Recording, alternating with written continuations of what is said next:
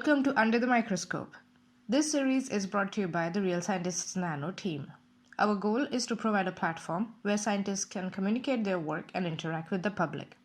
With that in mind, every week we introduce you to a scientist working in the field of materials and nanoscience, who would be curating the RealSci_Nano Twitter account.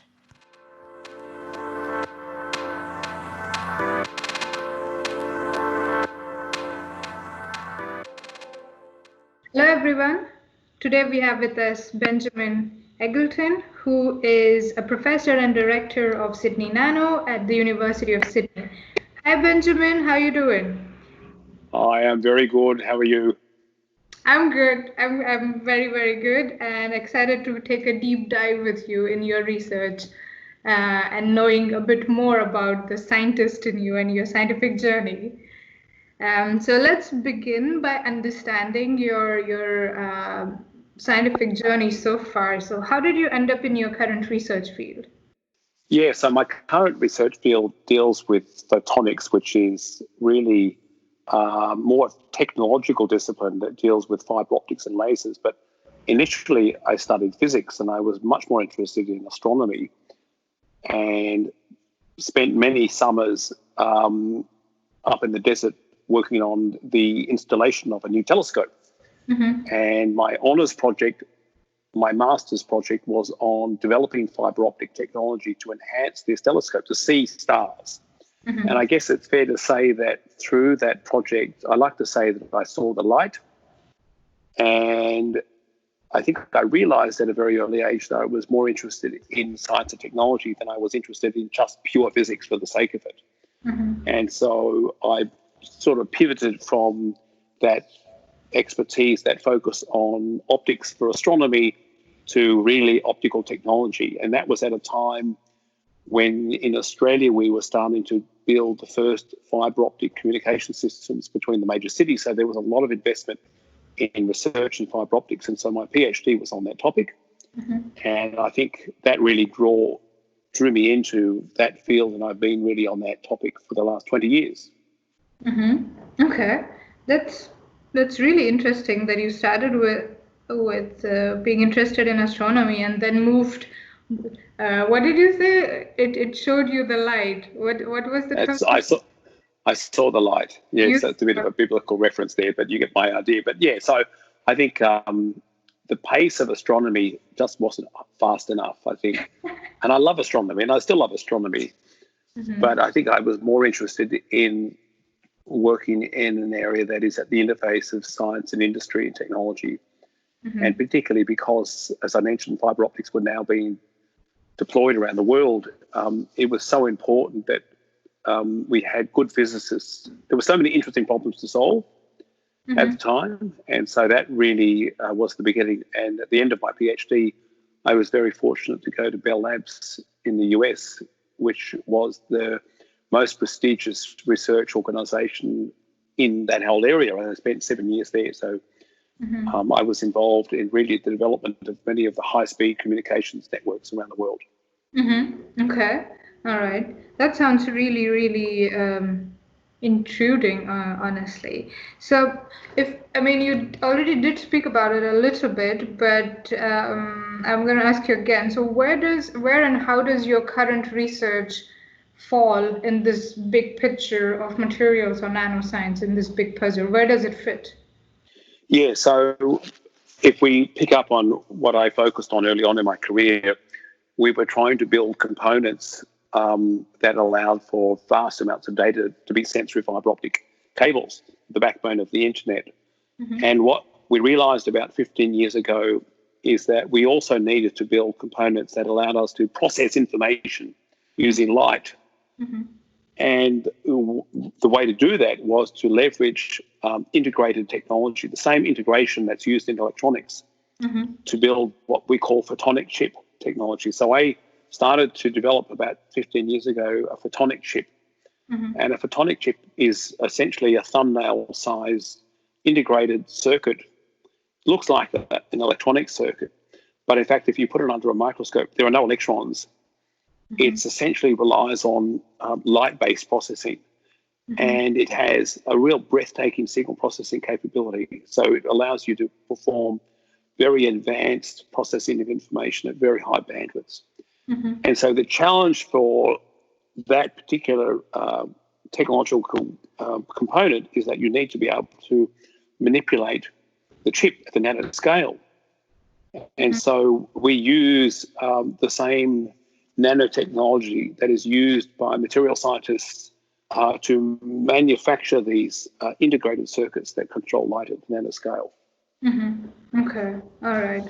That's okay. I think that gives me a bit of an idea of what the bigger picture and how does it fit.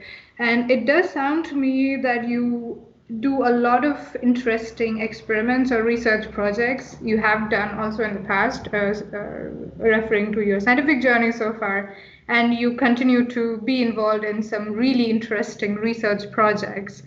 If you have to pick one, I know it is a very difficult. It's very difficult to pick one favorite research project. But if you had to pick one that you're most proud of, or the most fun or exciting one, could you pick one research project and explain it to us in simple words in the section we call "In Other Words"? Yeah. So what we discovered in my group about 10 years ago is that when we inject light waves onto these little components, these chips, under certain conditions, the light waves somehow manage to generate a sound wave,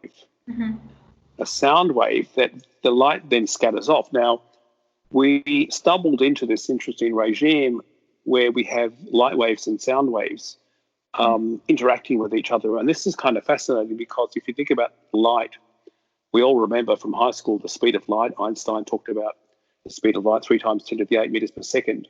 And we think about sound, the speed of sound. We're also familiar with the speed of sound because we know the sound barrier, and we're familiar with thunder and lightning. So when we see a lightning storm, we know that we see the lightning and then we hear the thunder, 3 seconds, 5 seconds. And of course, we hear the thunder because the sound is propagating very slowly. Right. And so this idea that we can couple and interact light waves with sound waves is somehow really intriguing and has opened up some interesting fundamental science that we've been pursuing for the last 10 years. Probably the most impressive result that we've published is the idea that we can store information in the sound wave. And so we solved an important problem because for many years scientists have been trying to store information in light waves simply by slowing the light wave down. If you can slow light down, you can create a buffer for light. But it turns out it's really difficult to do that at room temperature, almost impossible to slow light down. But of course, as I said, the speed of sound is so much slower than the speed of light. In fact, it's 100,000 times slower. And so if we can simply transfer the information from the light wave into the sound wave, it's like you're driving along a freeway at 100 miles an hour. Rather than slowing down, you just hand the information to a turtle that's walking along at snail's pace.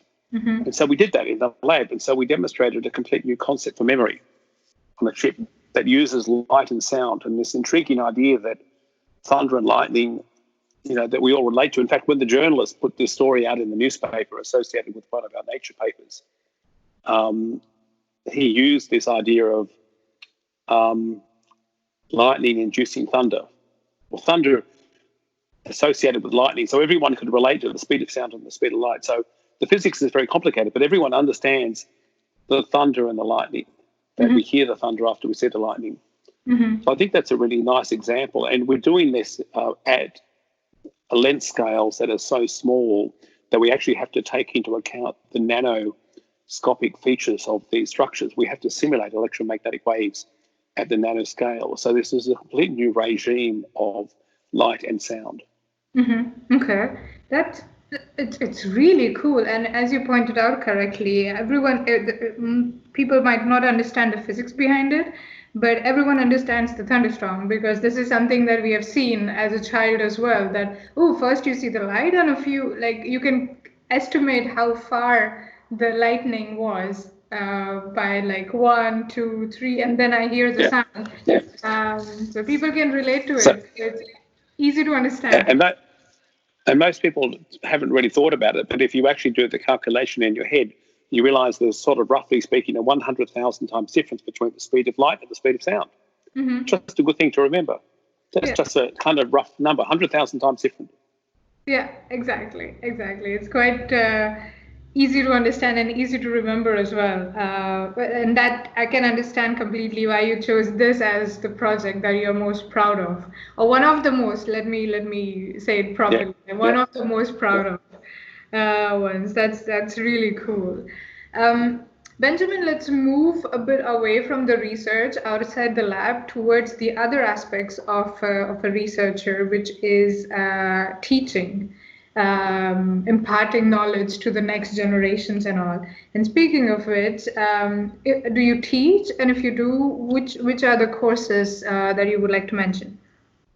Yes, I teach. I'm in a role that is like a dean position, but I teach because I enjoy teaching, and I teach a second-year class in advanced optics, and I teach a fourth-year graduate level course in nonlinear optics and photonic structures. So I've just been marking exams this week using Canvas. So we just had our exams, and they were done at home using Canvas, and I've been working out how to mark exams, and that's going to be finished up tomorrow. So yes, I really enjoy teaching. Okay. And do you have, speaking of exams, I do have a question regarding the kind of exam. So in Germany, we have both. There are the written exams, and then there are the oral exams, where there would be like 2 professors present, and it's more of a. So is that also a trend in Australia? We haven't really gone the way of the oral exams. Even for PhD thesis, we still rely on traditional examination of the thesis itself. Yeah, I know. And I think they're only recently starting to allow for oral defence, but it's very old school. And I think that's sort of legacy of Australia, just feeling like I think it's just an old approach, but it's a very inefficient approach, because we need to send this out.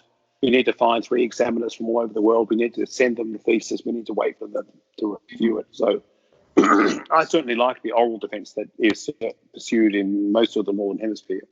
Okay, all right. You mentioned that the PhD exams are also written. So are we talking about the PhD defense, or the exams that the PhD students have to give over the course of the PhD work?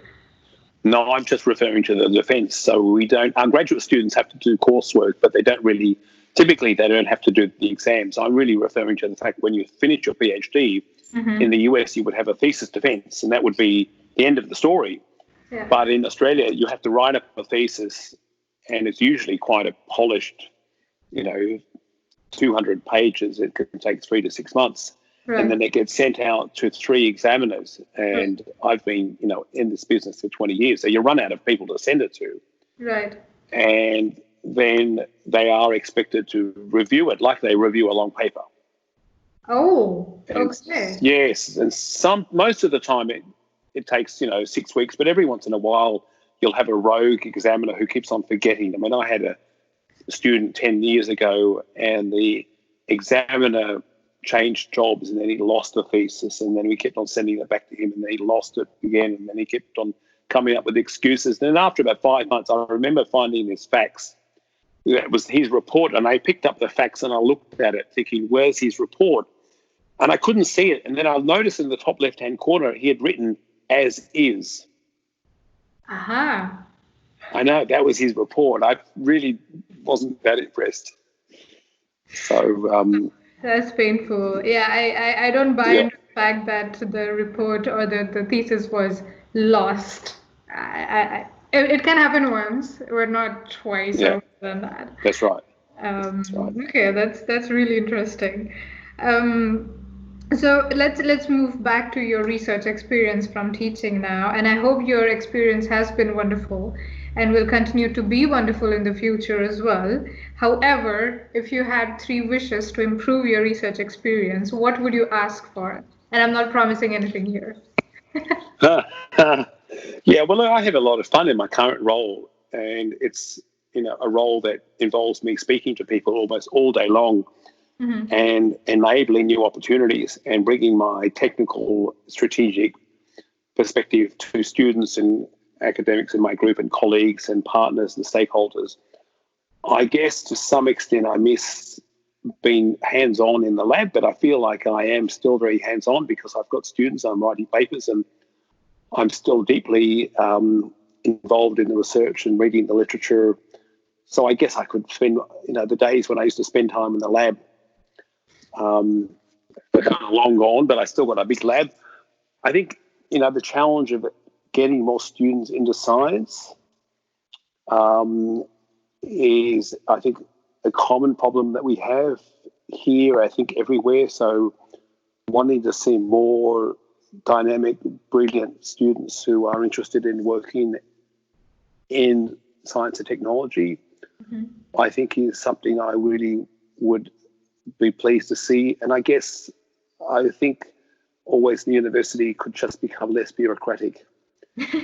And I think we spend a lot of time as academics fighting with HR and finance over really silly procedures and policies that are clearly put in place because universities are risk averse. And we just want to get on with it. And we know what we're doing, but there's layers and layers of bureaucracy and too clumsy. So I wish they would just streamline. And I think it's fair to say the university is really working on that, but it's got a long way to go. Okay, so more time in the lab. Speaking of which, when was the last time you went to the lab, like hands-on, did an experiment? Yeah, okay. So I would estimate doing an experiment. So it depends what you mean by doing an experiment. Going into the lab, I would say going into the lab and using my hands to control the mirror. That's the metric. In optics, it's adjusting the mirror. That was probably 13 years ago. Oh my God. Okay. I know. You have to do it again, even if to mess I know. with the already aligned optics, the optical pants. Yeah, you do. I used to come in on the weekend with my honours students, and we'd kind of get a laser to mode lock or align some optics experiment. You never lose it. You never lose that knack. No. So it's like riding a bike or swimming, right? You don't get it. It is. It's part of you now forever. I think I'm better off in what I do now, which is really the orchestra. I'm the conductor of the orchestra. Oh, really? I think I like to think of it like that. I mean, you are the director. Things. You do have to make sure that everyone's playing the right instrument and they're playing in harmony. That is true. You're right. It's you're the conductor of an orchestra. That's a really nice way of putting what you actually do. I do remember that the institute where I did my PhD, there we had a new director coming in, and that's when we realized there is this tradition that the old director hands the wand or whatever it's called to the new director as like, okay, now you are in charge, you are the conductor of the orchestra. I think that's I like that. Yeah. Okay, wonderful. So I do hope that your wishes do come true, and you already pointed out that the university is working on reducing the bureaucracy. Hopefully it will happen soon. And speaking of future, what are you most looking forward to in the next 3 months? Seeing students back on campus and my colleagues, I think, would be a good sign, and getting on with research. The project that I'm actually most excited about is a large initiative that I launched on nano health. Okay. So really trying to establish at the university a coordinated and cohesive approach to nanomedicine and nano health. And so I've been really working across the entire university and the clinicians associated with the various hospitals that the university has affiliated with, and that's exciting. And as the director of City Nano, it's a really strong platform, and I'm surprised at how seriously I get taken by people from cardiovascular, from the neurological, respiratory disease, and across the whole ecosystem of health sciences, where it's clear that nanotechnology can play an enormous role in addressing some of the most important health challenges we face. And if we think about COVID-19 specifically, we know that there are huge challenges involved in developing sensors that can detect the virus, and doing that in almost real time, and how we detect antibodies and how we sense infections in people before we test them. So I think what I've realised and what I'm excited about, and I think many people working in nanoscience already around the world know, is that there's enormous potential for applying nanotechnology in healthcare to address diseases and many of the burdens of a society, and also to grow industry, because I think nanotechnology should be part of our ecosystem and our jobs and prosperity. Okay. So that's pretty exciting. Yeah, absolutely. It sounds really cool, and I hope to read more about it, about the Nano for Health, the project that you mentioned. I think it's the need of the hour. I mean, we don't need to convince people here about how important it is to look at the health aspect and how nanoscience can help with that as well. Absolutely. And before we let you go, Benjamin, what we want to hear from you is what are the challenges that are faced by the field of materials or nanoscience that the scientists are trying to find answers to? Like, what are the big questions that we are trying to answer, or the challenges? The scientific questions, I think, are interesting. There's so many. If I think about within my community, some of the really big issues that we're confronting with, I think on the one hand, we're trying to build a quantum computer. And so that's somehow one of the grand challenges that we have of our generation. And there's some really fascinating and breathtakingly challenging material science, depending on the approach that we take, whether it's topologically protected qubits or superconducting qubits. I think that's an enormously challenging area. I think in the context of health science, as I alluded to earlier, understanding what we call toxicity. So we do a lot of work on nanoparticles, and in general, of course, when you consider nanotechnology as a beneficial carrier of genome or chemotherapy or other drugs, it's also toxic.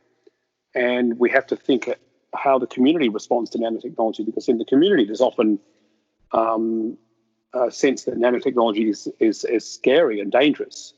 So I think there's some challenges there. I think we are looking at Sydney Nano at some exciting work in catalysis and developing materials that allow us to create more sustainable manufacturing.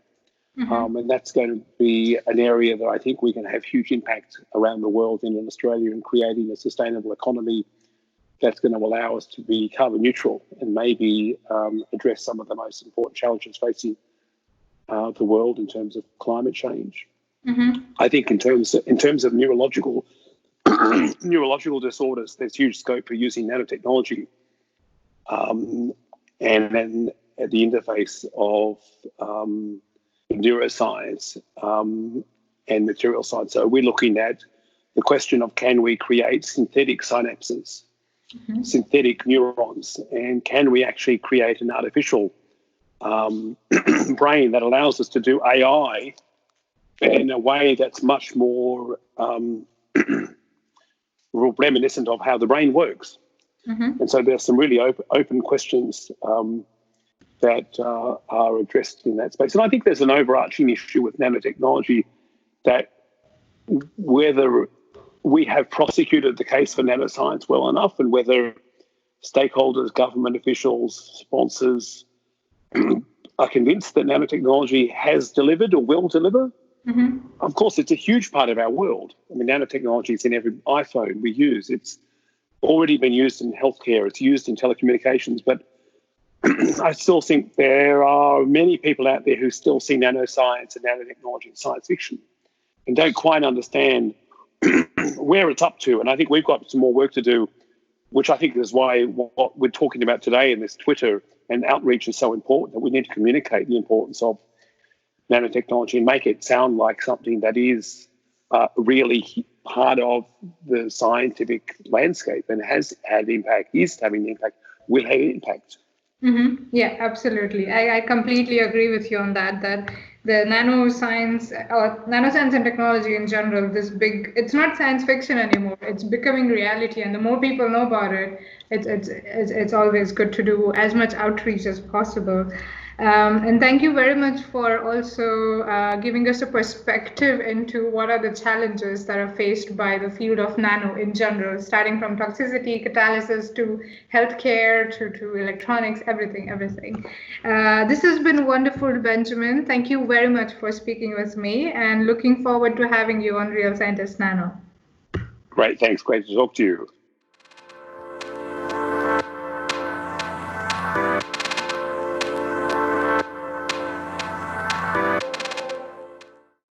Thank you for listening. To know more about us, please visit our website, realscientistsnano.org, and follow us on Twitter at realsci_nano.